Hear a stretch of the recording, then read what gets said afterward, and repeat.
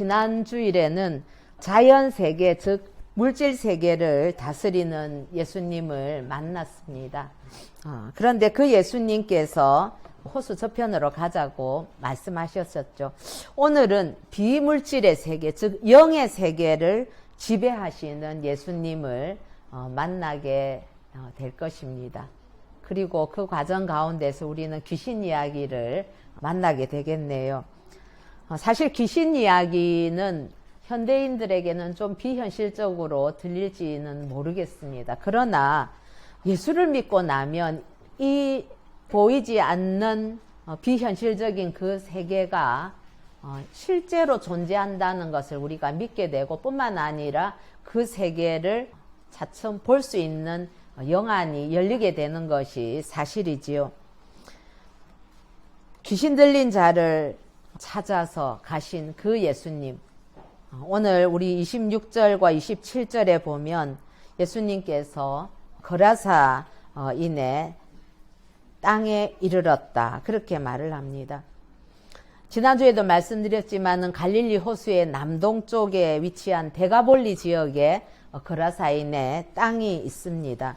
그런데 그 데가볼리 지역은 많은 다수의 이방인들과 그리고 경건치 아니한 소수의 유대인들이 사는 지역으로 불리고 있었습니다.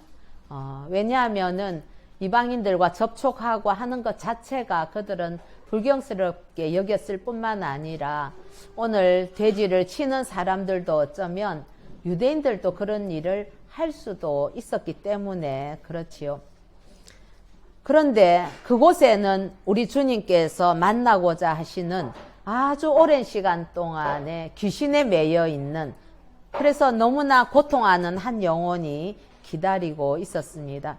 귀신 들린 사람을 만나서 고쳐주시려고 예수님께서는 갈릴리 호수를 건널 때 그 광풍을 다스리면서까지, 그걸 통해서 또 주님은 제자들에게 당신이 어떤 분인지를 보여주시면서까지 이 거라사인의 땅에 도착하신 것입니다. 성경에 나타나기로는 귀신을 고친 사건 외에는 거라사인의 땅에서 주님께서 다른 역사를 하셨다는 기록이 없는 것으로 보아서 우리는 주님께서 순수하게 참 이 영혼을 위해서 오셨다 하는 것을 짐작을 할 수가 있겠습니다. 제자들과 육지에 이렇게 함께 내리시니까 그 지역, 그 도시의 사람으로서 귀신 들린 사람이 예수님을 만나게 됩니다. 그런데 그가 스스로 자기가 뭐 예수님을 찾아오거나 그렇게 한 것은 아니었습니다. 그러나 그 우연이 사실은 주님께서 섭리하신 그 섭리 가운데 있고, 그래서 필연이 되는 것이지요. 여러분, 그리스도인에게는 모두가 필연이지 우연은 없다고 하지 않습니까? 하나님께서는 때때로 우리가 우연처럼 그렇게 다가오셔서 필연적으로 우리를 고치시고 회복시키시고 우리에게 은혜를 베푸신다는 것을 우리는 기억해야 할 것입니다.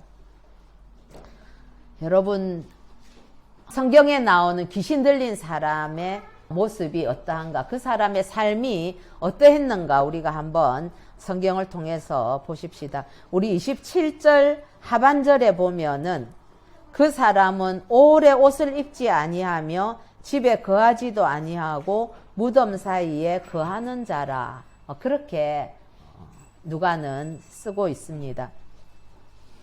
사실 우리가 인간이 존엄하다 하는 것은 무엇 때문에 그렇겠습니까? 인간에게 하나님의 형상이 있기 때문에 인간의 존엄성이 우리가 이야기를 할 수 있는 것이지요. 그런데 귀신의 지배를 받게 되면 바로 이 인간의 존엄성이 여지없이 무너지고 파괴된다는 것을 알 수가 있습니다. 첫 번째, 오래 옷을 입지 않았다, 그렇게 이야기를 하고 있죠. 옷이라는 것은 어떤 걸 의미합니까?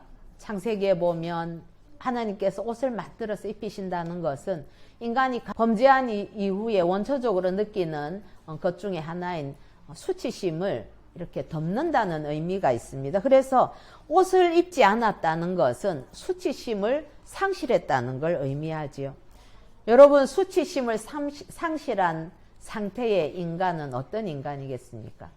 그건 우리가 금수만도 못한다 이런 표현을 하지 않습니까? 즉 짐승만도 못한 존재로 그렇게 타락이 되었다 하는 것을 알 수가 있습니다.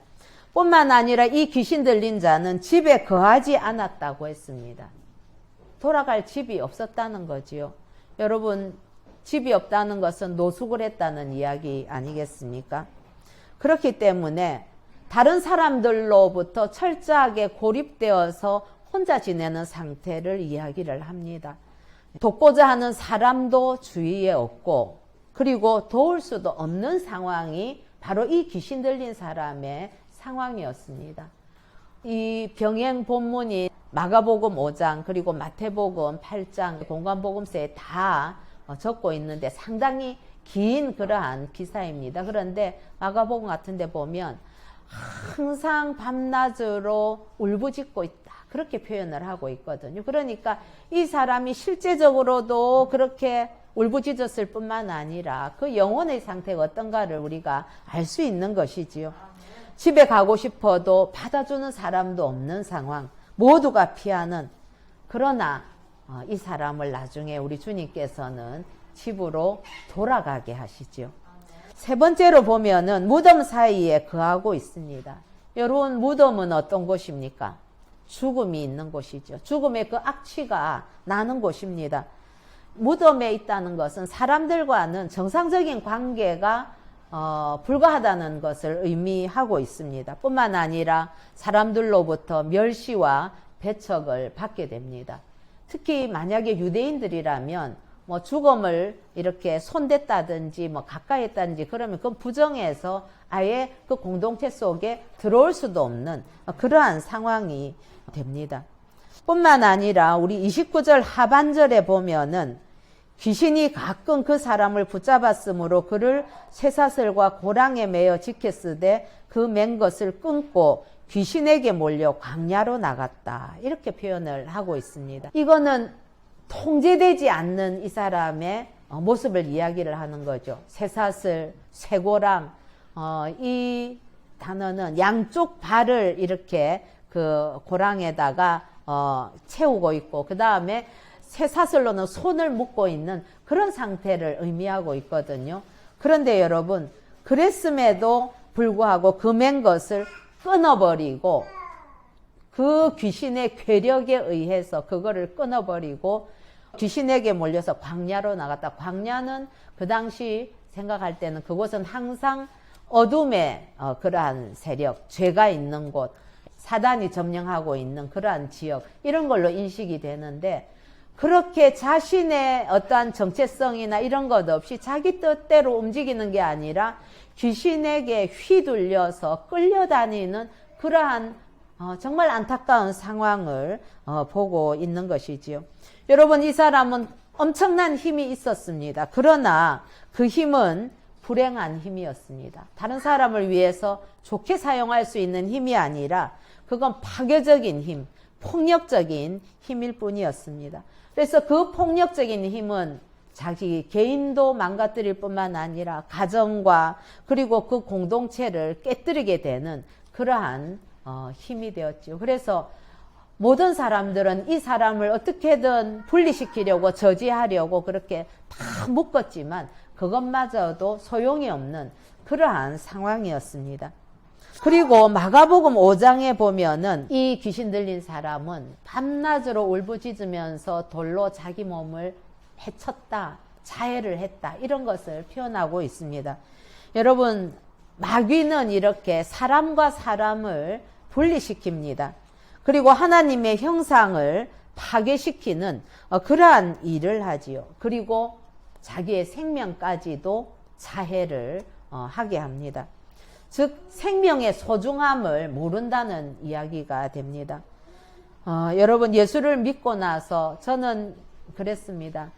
예수 믿기 전에는 제가 정말 자존감이 떨어져 있었고 자기 비하도 심한 사람이었는데 예수 믿고 나서 변화된 것이 있다면 그거는 제가 제 자신이 얼마나 소중한 존재인가 하는 것을 깊이 깨닫게 됐지요. 그리고 제가 하나님으로부터 비롯된 하나님으로부터 생명을 얻은 존재라는 것을 알게 되니까 제 자신이 너무 소중하고 제가 소중하니까 다른 사람도 소중하게 생각이 되더라고요. 뿐만 아니라 모든 자연 만물 속에서도 그 하나님이 주신 생명을 볼 때에 얼마나 생명이 귀한가 하는 것을 깨달을 수 있었습니다. 그래서 주님을 만난 뒤에는 자살에 대한 어떤 유혹이나 이런 것들은 이제 떠나가게 된 것이죠. 그랬는데 이 귀신 들린 사람은 그렇게 늘 밤낮으로 자신을 해치려고 하는 그러한 상태였습니다. 그러니까 정말 이 귀신에 들리게 되면 자신도 파괴하고 남도 파괴하고 그리고 인간이 완전히 짐승의 수준으로 타락하게 되는 그러한 상황이 귀신 들린 상황이라는 것을 알 수가 있습니다.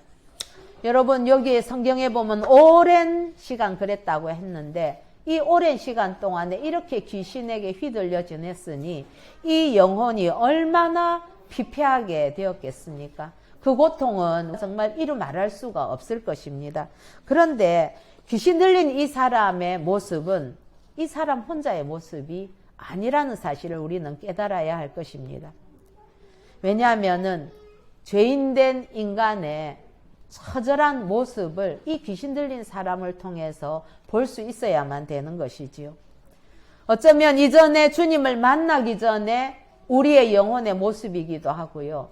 지금도 우리가 주변에 보면 이렇게 소리 없는 아우성으로 그렇게 울부짖는 사람들이 얼마나 많은지 모릅니다. 무언가에 이렇게 얽매여 있는 그게 바로 사단의 권세에 눌려 있는 자들이 아니겠습니까? 그러한 자들이 우리 주변에 얼마나 많은지 다시 한번 우리가 기억하는 그러한 시간이 되기를 바랍니다. 자, 그런데 제자들은 같이 배를 타고 오면서도 이 예수님이 참 특별한 분일세, 이분이 자연도 다스리는 분이네, 그렇게 생각을 하면서 왔습니다. 아직도 예수님에 대해서 정확하게 인식하지 못했을 수도 있다는 말입니다. 그런데 아이러니하게도 사람들은 예수님을 알아보지 못했지만 귀신은 예수님을 단번에 알아보았습니다. 우리 28절 한번 같이 읽어보십시다. 시작.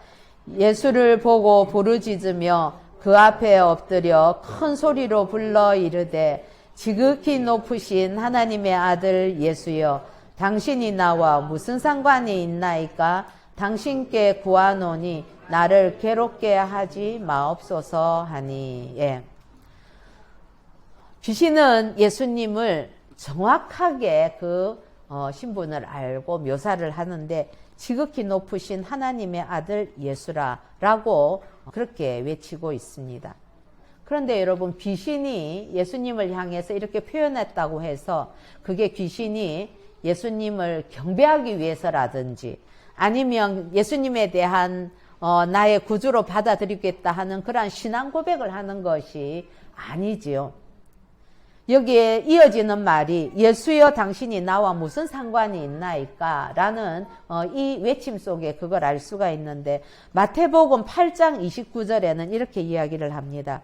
때가 이르기 전에 우리를 괴롭게 하려고 여기 오셨나이까? 이렇게 이제 예수님을 향해서 원망과도 같은 그런 탄성을 터뜨리는데, 이 말은 아니 어째서 종말의 때가 아닌데 벌써 와서 나를 괴롭히려고 하십니까? 하는 그런 의미를 가지고 있습니다. 즉 이 말은 예수님이 재림하실 때에 그 귀신들도 심판을 받고 영벌에 처하게 된다는 것을 이들은 알고 있었다는 것을 의미하지요. 그래서 영적인 존재이고 또 탁월한 지성을 갖고 있는 그 귀신들은 예수님의 그 신성에 대해서, 하나님 되심에 대해서 정확하게 알고 있었던 것입니다.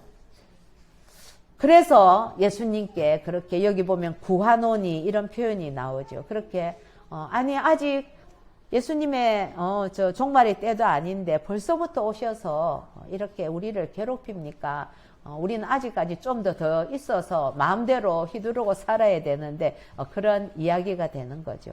그러나 예수님께서는 29절에 보면 이는 예수께서 이미 더러운 귀신을 명하사 그 사람에게서 나오라 하셨습니다. 그렇게 이야기합니다. 저는 여기에서 이미라는 이 단어가 참 얼마나 가슴 뜨거운지 모릅니다. 여러분, 예수님께서는 귀신에 매인 그 불쌍한 사람을 외면할 수 없었기 때문에 귀신이 이래라 저래라 뭐 어떻다 말하기 이전에 이미 그 사람을 만나는 그때에 바로 그 사람에게서 귀신에게 나오라고 명령하셨던 것입니다. 자, 우리 30절에서 33절 내용을 한번 보도록 하겠습니다. 이렇게 귀신에 매여 있는 자를 예수님께서는 친히 찾아오셨는데 귀신과의 이런 대화를 통해서 그 귀신이 어떤 일을 맡게 되었는지 한번 보십시다. 우리 30절 같이 한번 읽겠습니다. 시작. 예수께서 내 이름이 무엇이냐 물으신즉 이르되 군대라 하니 이는 많은 귀신이 들렸음이라. 아멘. 예수님께서는 이 사람에게 네 이름이 뭐냐 이렇게 묻지 않으십니다. 귀신들의 이름을 물으십니다.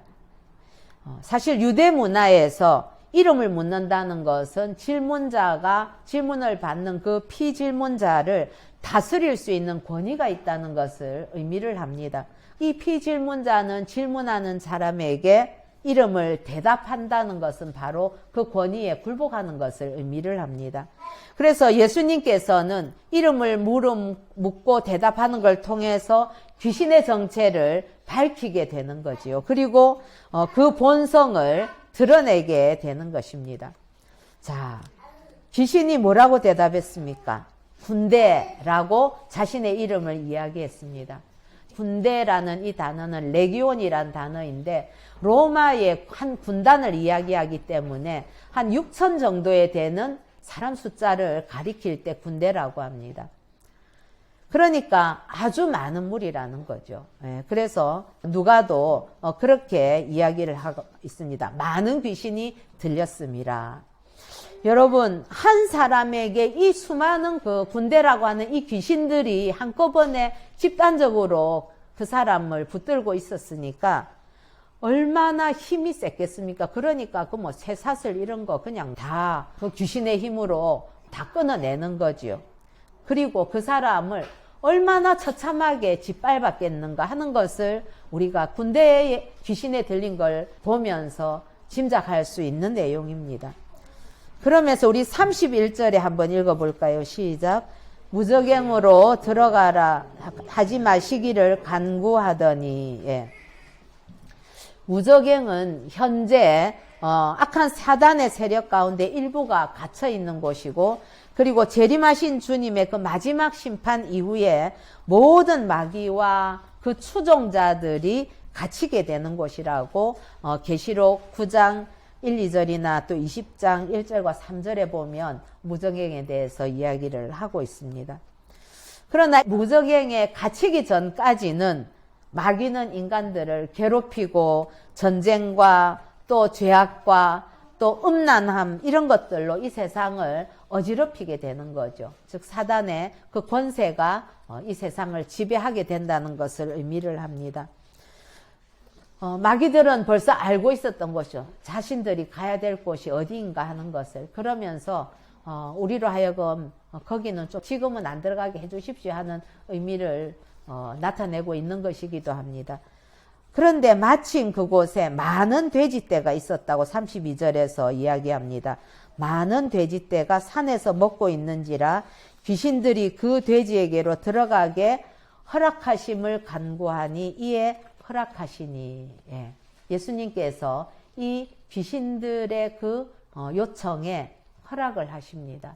그리고 33절에 보면 귀신들이 그 사람에게서 나와 돼지에게로 들어가니 그 떼가 비탈로 내리다라 호수에 들어가 몰사하거늘 한 마리도 남김없이 다 그 호수에 빠져 죽었다는 것이죠.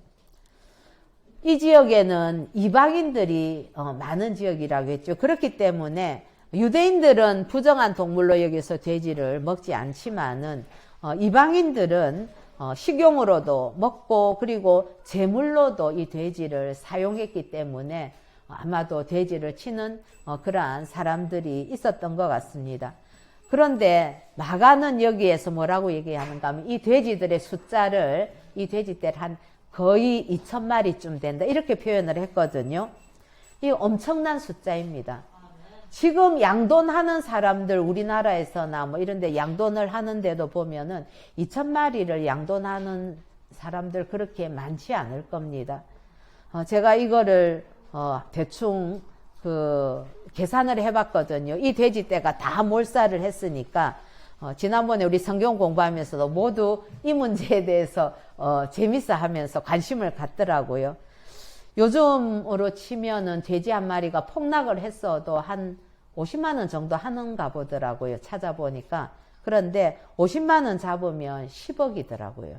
예. 그러니까 2,000마리가 그렇게 몰사했다는 것은 이건 엄청난 일이 아닐 수가 없지요. 그런데 여러분, 우리는 그 사람들이나 뭐 돈을 손해본 사람들은 뭐 발을 동동 굴릴 수도 있고 그럴지 모르지만은 예수님이 이 땅에 왜 오셨습니까? 예수님은 천하보다도 귀한 한 생명을 찾으러 오셨다고 하셨지요. 예. 그리고 궁극적으로 보면 이 모든 돼지들도 결국은 하나님의 소유나 마찬가지인 것입니다. 예수님께서는 천하보다 귀한 그 한 생명을 살리기 위해서 2,000마리 돼지떼에 귀신들이 들어가는 것을 허락을 하신 것입니다. 사람을 사로잡는 이 귀신은 강력한 힘을 가진 그러한 무리였지만은 예수님의 명령에 저항 한번 못하고 그대로 무릎 꿇을 수밖에 없었습니다. 누가는 지금 우리가 읽은 데 보면은 귀신이 예수님께 간구했다 이 표현을 3번이나 사용을 합니다. 그래서 귀신이 예수님의 상대도 될 수 없다는 것을 표현하고 있습니다. 그렇습니다. 우리의 영적인 싸움의 대상인 마귀가 결코 만만치 않은 존재임에는 틀림이 없습니다. 그러나 예수님 앞에서는 꼼짝을 못하는 그러한 미미한 존재에 불과하다는 것을 우리는 기억해야 할 것입니다. 그래서 바울은 이렇게 외쳤습니다. 로마서 8장 37절에서 그러나 이 모든 일에 우리를 사랑하시는 이로 말미암아 우리가 넉넉히 이기느니라. 그렇습니다. 사랑하는 성도 여러분, 예수님께서는 귀신을 영의 세계까지도 온전히 지배하시고 다스리시는 그러한 전능하신 하나님이시다 하는 것을 이 시간 만날 수 있기를 간절히 권면합니다. 이제 우리 34절에서 39절 말씀을 보게 되면 이 사건에 대해서 2가지 반응이 나오는 것을 알 수가 있습니다. 우리 34절부터 36절까지 한번 읽어보시겠습니다. 시작. 치던 자들이 그 이루어진 일을 보고 도망하여 성내와 마을에 알리니 사람들이 그 이루어진 일을 보러 나와서 예수께 이르러 귀신 나간 사람이 옷을 입고 정신이 온전하여 예수의 발치에 앉아 있는 것을 보고 두려워하거늘 귀신 들렸던 자가 어떻게 구원받았는지를 본 자들이 그들에게 이르매. 예. 여러분, 귀신이 돼지떼로 확 들어가가지고 1,000마리가 한꺼번에 호수에 막 몰사하는 이 장면을 본 사람들의 충격은 이루 말할 수 없을 겁니다. 예. 그래서 돼지를 치는 것은 그 지역 경제에 뭐 아주 큰 축이 되었지 않겠습니까? 한 10억 규모의 산업이니까 이거 엄청난 거지요.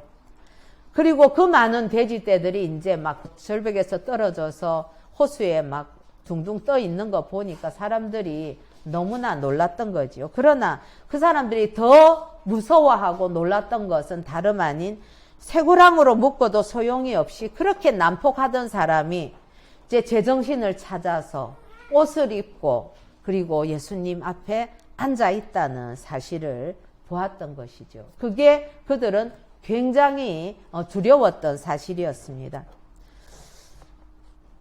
돼지를 치던 사람, 지금 이 그라사 지방에 가서 귀신 들린 사람을 만났지만 그 주변에 돼지 치는 사람들도 있었고 나중에는 그라사 사람들까지도 이제 다 만나게 되지 않습니까? 그 돼지 치던 사람은 이 상황들을 다 보고 있었던 것이죠. 그래서 그 귀신 들린 사람이 어떻게 온전하게 구원받게 되었는가 하는 것을 보았습니다. 그리고 돼지를 잃은 이 책임을 자신들이 질 수도 없기에 이제 주인에게 가서 보고도 하고 했겠지요. 우리 37절 한번 읽어보십시다. 시작. 그라사인의 땅 근방 모든 백성이 크게 두려워하여 예수께 떠나가시기를 구하더라. 그리고 예수께서 배에 올라 돌아가실새. 거기까지 읽으십시다. 여러분, 그라사 사람들의 반응은 놀라웠습니다. 아마도 이 사람은 그 도시 사람이었기 때문에 누군가의 형제 자매였겠죠. 어쩌면 누군가의 아빠이기도 하고 아들이기도 했을 것입니다. 그런데 자기 신의 그러한 형제인 사람, 귀신 들려서 오래오래 고생하고 고통하고 자신들도 어떻게 할 수 없어서 겨우 묶어 놓는 것밖에 통제할 수밖에 없었던 그 영혼이 다시 구원받고 예수님에 의해서 귀신이 쫓겨나가고 정상적인 사람이 되었다 하는 그러한 기쁨과 감사와 그리고 그 예수님에 대한 믿음보다는 이 그라사인 사람들은 자신들이 지금 받은 경제적인 손실이 더 소중하게 생각이 되었던 것입니다. 그래서 자신들의 영혼을 이렇게 피폐한 것에 대한 두려움보다는 경제적인 손실에 대한 두려움이 더 컸다는 것을 알 수가 있지요. 그러자 막 떠나달라고 얘기하는 그 사람들을 두고 예수님께서는 미련 없이 배에 올라타시고 그곳을 떠나려고 하십니다. 이 그라사인들의 반응을 보면서 이게 돈이 우상이 되면 그러면 정말 진리를 수용하기가 참 힘들겠구나 하는 것을 우리 새삼 깨닫게 되는 것이지요. 눈으로 그 놀라운 이적을 보았음에도 믿음의 눈이 열리지 않는다는 것은 이건 하나님의 은혜를 받아들일 수 있는 준비가 전혀 안 되었다는 것을 알 수 있습니다. 그래서 마태복음 5장 3절에 보면 심령이 가난한 자, 마음이 가난한 자가 바로 하나님의 나라를 얻을 수 있는, 들어갈 수 있는 그러한 것이라고 이야기를 하셨던 것입니다. 우리 38절 하반절에 같이 귀신 나간부터 같이 한번 읽어보십시다. 시작. 귀신 나간 사람이 함께 있기를 구하였으나 예수께서 그를 보내시며 이르시되, 그라사인들의 반응은 예수님을 떠나달라고 얘기했다면 이 귀신이 나간 사람은 이제 그라사인들과는 대조적인 반응을 보이게 되죠. 자신을 귀신에게서부터 해방시켜주고 참된 자유를 주신 그 예수님을 이 사람은 구주로 믿게 된 것입니다. 그리고 예수님을 따라 나서겠다고, 예수님의 제자가 되겠다고 그렇게 원했던 것을 알 수 있습니다. 그런데 예수님께서는 그 사람을 집으로 돌려보내십니다. 오랜 시간 가족들로부터도 외면당했던 그 사람, 돌아갈 곳도 없고 누가 나 반겨주는 이 없었던 그 사람에게 집으로 돌아가라, 그렇게 말씀을 하십니다. 그리고 그 사람에게 사명을 주십니다. 우리 39절 같이 한번 읽어보십시다. 시작. 집으로 돌아가 하나님이 내게 어떻게 큰 일을 행하셨는지를 말하라 하시니 그가 가서 예수께서 자기에게 어떻게 큰 일을 행하셨는지를 온 성내에 전파하니라. 아멘. 여기 앞에 예수님께서 말하라, 이거는 전파하라, 이런 의미를 갖고 있는 단어입니다. 그런데 예수님께서는 어떻게 얘기하셨느냐 하면 하나님이 내게 어떻게 큰 일을 행하셨는지 말하라 이랬는데, 이 사람은 예수님 말씀에 순종해서 돌아가서 예수께서 자기에게 어떻게 큰 일을 행하셨는지를 전파를 하였습니다. 이 말은 귀신의 지배를 받아서 그렇게 하나님을 거스리던 자가 이제는 주님의 말씀에 순종하여서 집으로 돌아가서 온 이웃들에게 예수님이 명하신 대로 전파하는데, 이게 예수님이 바로 하나님이시라는 사실을 그는 인식을 했다는 것을 이 표현을 통해서 알 수 있는 것이지요.